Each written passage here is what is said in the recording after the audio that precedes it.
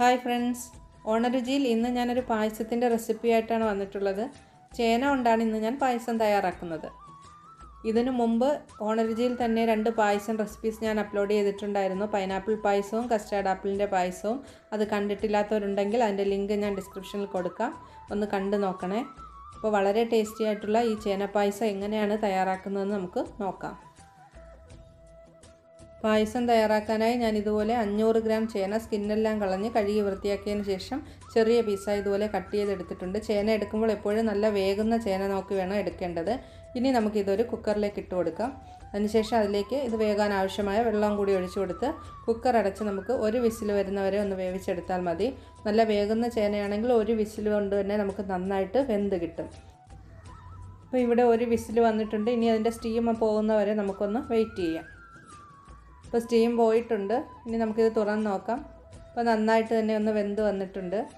ഇത് നമ്മൾ കൈകളിലെടുത്ത് ഒന്ന് പ്രസ് ചെയ്യുമ്പോഴേക്കും ഇതുപോലെ ഒന്ന് സോഫ്റ്റായി കിട്ടണം. അത്ര മാത്രം മതി. ഒരുപാട് വെന്ത് ഉടഞ്ഞു പോകരുത്. ഉടഞ്ഞു പോയാൽ നമ്മൾ ഇതിലേക്ക് ഒഴിച്ചു കൊടുക്കുന്ന വെള്ളത്തിലേക്ക് ഇത് മിക്സായി പോകും. അപ്പോൾ നമുക്ക് പായസത്തിലേക്ക് ഇത് എടുക്കാൻ കഴിയില്ല. അപ്പോൾ അതുകൊണ്ട് ഇങ്ങനെ ഒന്ന് വെന്ത് കിട്ടിയാൽ മതി. അതിനുശേഷം നമുക്കിതൊന്ന് തണുക്കാനായി മാറ്റി വയ്ക്കാം. തണുത്തതിന് ശേഷം ഒരു മിക്സിയുടെ ജാറിലേക്ക് ഇട്ട് കൊടുത്ത് വെള്ളമൊന്നും ചേർക്കാതെ തന്നെ പേസ്റ്റാക്കി എടുക്കണം. ഒട്ടും വെള്ളം ചേർക്കാൻ പാടില്ല. വെള്ളം ചേർക്കാതെ ഞാൻ ഇതുപോലെ പേസ്റ്റാക്കി എടുത്തിട്ടുണ്ട്. ഇനി ഒരു പാത്രം അടുപ്പിലേക്ക് വെച്ച് കൊടുത്ത് അതിലേക്ക് 2 ടേബിൾ സ്പൂൺ നെയ്യ് ചേർത്ത് കൊടുക്കാം. നെയ്യ് ഒന്ന് ചൂടായി വരുമ്പോഴേക്കും ഇതിലേക്ക് നമുക്ക് കുറച്ച് കാഷ്യൂനട്ടും റൈസിൻസും കൂടി ചേർത്ത് കൊടുക്കണം. കാഷ്യൂനട്ടും റൈസിൻസും ഒക്കെ എടുക്കുന്നതിന് തൊട്ട് മുമ്പ് തന്നെ ഒന്ന് കഴുകി അതിൻ്റെ വെള്ളമെല്ലാം ഒന്ന് തുടച്ചതിന് ശേഷം വേണം നമ്മൾ നെയ്യിലേക്ക് ഇട്ട് കൊടുക്കേണ്ടത്. അപ്പോൾ ഞാനിതെല്ലാം നന്നായിട്ട് കഴുകി എടുത്തിട്ടുണ്ട്. ഇനി നമുക്ക് ഇതിലേക്ക് ഇട്ട് കൊടുക്കാം. ഇട്ട് കൊടുത്ത് നന്നായിട്ടൊന്ന് റോസ്റ്റ് ചെയ്തെടുക്കണം. ആദ്യം കാഷ്യൂനട്ടാണ് ഇട്ട് കൊടുത്തത്. അതൊന്ന് ചെറുതായിട്ടൊന്ന് റോസ്റ്റായി വന്നതിന് ശേഷം നമുക്ക് റൈസിൻസും കൂടി അതിലേക്ക് ഇട്ട് കൊടുക്കാം. എന്നിട്ട് രണ്ടും കൂടി ചേർത്ത് നന്നായിട്ട് ഒന്ന് ചൂടായി വരുമ്പോഴേക്കും നമുക്ക് ഇത് വേറൊരു പാത്രത്തിലേക്ക് കോരി മാറ്റി വയ്ക്കാം. അതിനുശേഷം അതേ നെയ്യിലേക്ക് തന്നെ നമ്മൾ പേസ്റ്റാക്കി വെച്ചിട്ടുള്ള ഈ ചേന അതിലേക്ക് ഇട്ട് കൊടുക്കാം. ഇട്ട് കൊടുത്ത് നന്നായിട്ടൊന്ന് ചേനയും നെയ്യുമായിട്ട് മിക്സായി വരുന്നവരെ ഒരു 10 മിനിറ്റോളം നമ്മളൊന്ന് ഇളക്കി കൊടുക്കണം. ആദ്യം ഒന്ന് ടൈറ്റായിട്ടായിരിക്കും ഇരിക്കുക. നന്നായിട്ട് നെയ്യുമായിട്ട് ചേന മിക്സായി കഴിയുമ്പോഴേക്കും നന്നായിട്ട് ലൂസായിട്ട് വരും. അതുവരെ നന്നായിട്ട് ഇതുപോലെ ഒന്ന് ഇളക്കി കൊടുക്കണം. കൈ എടുക്കാതെ തന്നെ ഇളക്കി കൊടുക്കണം. ഇപ്പോൾ ഇവിടെ ഒന്ന് ലൂസായി വന്നിട്ടുണ്ട്.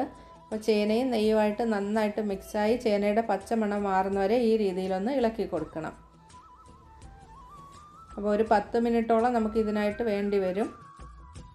10 മിനിറ്റിന് ശേഷം നമുക്കിതിലേക്ക് ഇതിനാവശ്യമായ മധുരം ചേർത്ത് കൊടുക്കാം. ഞാനിവിടെ ശർക്കരയാണ് എടുത്തിട്ടുള്ളത്. 300 ഗ്രാം ശർക്കര 1/2 കപ്പ് വെള്ളം ചേർത്തൊന്ന് മെൽറ്റ് ചെയ്തെടുത്തിട്ട് അതൊന്ന് അരിച്ചുകൂടി എടുത്തതാണിത്. ഇനി നമുക്ക് ശർക്കരപ്പാനി നമ്മുടെ ചേനയിലേക്ക് ഒഴിച്ചു കൊടുക്കാം. ഒഴിച്ചു കൊടുത്ത് നന്നായിട്ട് കട്ടയില്ലാതെ മിക്സ് ചെയ്തെടുക്കണം. നമ്മുടെ ചേനയിലേക്ക് ശർക്കരയുടെ ആ ഒരു മധുരം നന്നായിട്ട് പിടിച്ചു വരണം. അതുവരെ നമ്മൾ ഇതുപോലെ ഒന്ന് ഇളക്കി കൊടുക്കണം. 10 മുതൽ 15 മിനിറ്റ് വരെ നമ്മൾ ഇതുപോലെ ഒന്ന് ചെയ്തെടുക്കുമ്പോഴേക്കും നമ്മുടെ ശർക്കരയുടെ മധുരം നന്നായിട്ട് ചേനയിലേക്ക് പിടിച്ചു വരും. ഒന്ന് ടേസ്റ്റ് കൂടി ചെയ്ത് നോക്കണം. മധുരം പിടിച്ചിട്ടുണ്ടോ ഇല്ലയോ എന്ന് നമ്മൾ ടേസ്റ്റ് ചെയ്തതിന് ശേഷം വേണം നമ്മൾ ബാക്കിയുള്ള കാര്യങ്ങളിലേക്ക് ചെയ്യേണ്ടത്. അങ്ങനെ പിടിച്ചിട്ടില്ല എങ്കിൽ വീണ്ടും നമ്മൾ മിക്സ് ചെയ്ത് കൊടുക്കണം. ഇവിടെ ഇപ്പോൾ ശർക്കരയും ചേനയായിട്ട് നല്ല രീതിയിൽ മിക്സായി വന്നിട്ടുണ്ട്. ഇനി നമുക്കിതിലേക്ക് ആവശ്യമെങ്കിൽ മാത്രം ചൗവരി ചേർത്ത് കൊടുക്കാം. ഞാനിവിടെ ചൗവരി ചേർത്ത് കൊടുക്കുന്നുണ്ട്. 1/2 കപ്പ് വേവിച്ച ചൗവരിയാണ് ഞാൻ ചേർത്ത് കൊടുക്കുന്നത്. ചൗവരി ചേർത്ത് കൊടുത്തതിന് ശേഷം വീണ്ടും ചൗവരിയിലേക്കും മധുരം പിടിക്കുന്ന രീതിയിൽ നന്നായിട്ട് നമ്മൾ ഇളക്കിക്കൊണ്ടേയിരിക്കണം. കൈവിടാതെ തന്നെ ഇളക്കണം. ഇപ്പം നല്ല തിക്കായിട്ടുള്ളൊരു ഫോമിലാണുള്ളത്. അതുകൊണ്ട് തന്നെ കൈവിടാതെ ഇളക്കിക്കൊണ്ടിരിക്കണം. ഒരു 5 മിനിറ്റ് വരെ നമുക്ക് ഈ രീതിയിലൊന്ന് ഇളക്കി കൊടുക്കാം. ചൗവരിയിലേക്ക് നന്നായിട്ടൊന്ന് മധുരം പിടിച്ചതിന് ശേഷം നമുക്കിതിലേക്ക് മധുരം ഒന്ന് ബാലൻസ് ചെയ്യാനായിട്ട് 1/4 ടീസ്പൂൺ ഉപ്പ് കൂടി ചേർത്ത് കൊടുക്കാം. നിങ്ങൾ ഉപയോഗിക്കുന്ന ശർക്കര ഉപ്പുള്ള ശർക്കരയാണെങ്കിൽ ഈ ഉപ്പിടേണ്ട കാര്യമില്ല. ഉപ്പില്ലാത്ത ശർക്കരയാണെങ്കിൽ മാത്രം ഇതുപോലെ ഉപ്പ് ചേർത്ത് കൊടുത്താൽ മതി.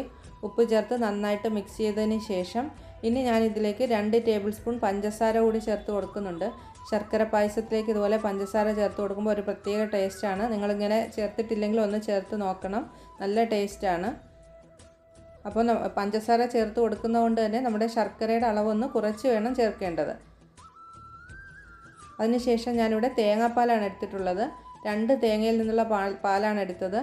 2 തേങ്ങയിൽ 1 ലിറ്റർ വെള്ളം ചേർത്തെടുത്ത 2ാം പാലും 1 കപ്പ് വെള്ളം ചേർത്തെടുത്ത 1ാം പാലുമാണ് ഞാനിവിടെ എടുത്തിട്ടുള്ളത്. ഇനി നമ്മുടെ പായസത്തിലേക്ക് ആദ്യം എടുത്തു വച്ചിട്ടുള്ള 1 ലിറ്റർ 2ാം പാൽ ചേർത്ത് കൊടുക്കാം. എന്നിട്ട് നന്നായിട്ട് മിക്സ് ചെയ്ത് കൊടുക്കണം. ഇതിൻ്റെ കട്ടയെല്ലാം ഉടഞ്ഞ് നന്നായിട്ട് ഇതൊന്ന് മിക്സായി വരണം. തേങ്ങാപ്പാലും ശർക്കരയൊക്കെ ആയിട്ട് നന്നായിട്ട് യോജിച്ച് വരുന്ന പോലെ ഒന്ന് ഇളക്കി കൊടുക്കണം. ഇളക്കിയതിന് ശേഷം നമ്മൾ മീഡിയം ഫ്ലെയിമിലിട്ട് വീണ്ടും കൈവിടാതെ തന്നെ ഇളക്കണം. എന്നിട്ട് നമ്മുടെ തേങ്ങാപ്പാലൊന്ന് നന്നായിട്ട് വറ്റി ഒന്ന് തിക്കായി വരണം. അതുവരെ നമ്മൾ ഇളക്കി കൊടുക്കണം.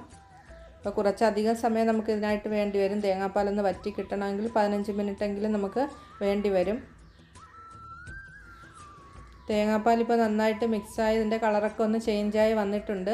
വീണ്ടും നമ്മൾ മീഡിയം ഫ്ലെയിമിലിട്ട് തന്നെ കൈവിടാതെ ഇതുപോലെ ഇളക്കി കൊടുക്കണം. ഇളക്കി കൊടുത്ത് വീണ്ടും ഇതുപോലെ ശർക്കരയുടെ ഒരു നിറമായി വരും. അതുവരെ നമ്മൾ ഇതുപോലെ ഇളക്കുക. അതോടൊപ്പം തന്നെ ഇത് തിക്കായും വരും. നല്ലതായിട്ട് തന്നെ തിക്കായി വന്നതിന് ശേഷമാണ് നമ്മൾ ഇതിലേക്ക് ഒന്നാം പാൽ ചേർത്ത് കൊടുക്കുന്നത്. ഇപ്പോൾ ഇവിടെ നന്നായിട്ട് തിക്കായി വന്നിട്ടുണ്ട്. ഇനി നമ്മൾ എടുത്തു വെച്ചിട്ടുള്ള 1 കപ്പ് കട്ടിയുള്ള ഒന്നാം പാൽ നമുക്കിതിലേക്ക് ചേർത്ത് കൊടുക്കാം. ഒന്നാം പാൽ ചേർക്കുന്നതിന് മുൻപ് തന്നെ ലോ ഫ്ലെയിമിലേക്ക് നമ്മൾ മാറ്റി കൊടുക്കണം. ഒന്നാം പാൽ ചേർത്തതിന് ശേഷം പായസം അധികം തിളച്ച് പോകാൻ പാടില്ല. തിളച്ചാൽ നമ്മുടെ തേങ്ങാപ്പാലിൽ നിന്നുള്ള എണ്ണയൊക്കെ ഒന്ന് തെളിഞ്ഞ് വന്നാൽ നമ്മുടെ പായസത്തിൻ്റെ ടേസ്റ്റ് തന്നെ മാറിപ്പോകും. അതുകൊണ്ട് ഒന്നാം പാൽ ചേർത്തതിന് ശേഷം നമ്മൾ തിളപ്പിക്കാൻ പാടില്ല. തിളയ്ക്കാതിരിക്കാൻ വേണ്ടി ലോ ഫ്ലെയിമിലേക്ക് മാറ്റിയിട്ട് ഇതുപോലെ കൈവിടാതെ ഒന്ന് ഇളക്കി കൂടി കൊടുക്കണം. അപ്പം അതിന് ശേഷം നമുക്കിതിലേക്ക് 1 ടീസ്പൂൺ ഏലക്കാപ്പൊടി ചേർത്ത് കൊടുക്കാം. പഞ്ചസാര ഏലക്കയും കൂടി ചേർത്ത് പൊടിച്ചെടുത്തതാണ് ഞാനിത്. അതുകൂടി ചേർത്ത് വീണ്ടും നന്നായിട്ട് നമുക്കൊന്ന് മിക്സ് ചെയ്ത് കൊടുക്കാം. ഏലക്കാപ്പൊടി ചേർത്ത് അത് നന്നായിട്ടൊന്ന് മിക്സ് ആയതിന് ശേഷം നമുക്കിതിലേക്ക് നേരത്തെ റോസ്റ്റ് ചെയ്ത് വെച്ചിട്ടുള്ള കാഷ്യൂനട്ടും റൈസിൻസും കൂടി ചേർത്ത് കൊടുക്കാം. അതുകൂടി ചേർത്ത് വീണ്ടും നമുക്ക് നന്നായിട്ടൊന്ന് മിക്സ് ചെയ്യാം. ഇപ്പോഴും ലോ ഫ്ലെയിമിൽ തന്നെയാണ് വെക്കേണ്ടത്. തിളച്ച് പോകാൻ പാടില്ല. ചെറുതായിട്ടൊന്ന് ചൂടായി വരാനേ പാടുള്ളൂ.